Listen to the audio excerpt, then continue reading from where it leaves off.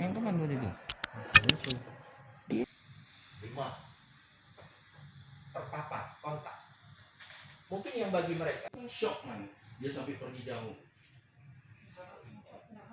Itu ini. Syederolun kericuhan di ruang Pinere RSUD Aceh Tamiang yang menyebabkan sejumlah fasilitas rusak berbuntut panjang. Para pelaku diberi tenggat waktu 3 hari untuk meminta maaf sekaligus membersihkan nama baik rumah sakit milik daerah itu. Direktur RSUD Aceh Tamiang, T. Dedi Syah, secara tegas menyatakan akan menempuh jalur hukum bila permintaan ini tidak dituruti. Peringatan ini ditujukan kepada 3 orang yakni HT, FM, dan IS, di mana 2 diantaranya merupakan stakeholder di Aceh Tamiang.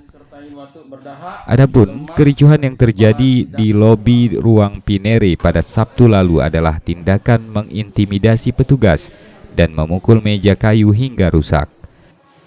Kericuhan ini terjadi karena ketidakpuasan para pelaku atas pelayanan rumah sakit terhadap kerabatnya yang menjadi pasien dengan menuding pihak medis tidak menjalankan SOP. Dari Kuala Simpang, Rahmat Wiguna, Serambi On TV.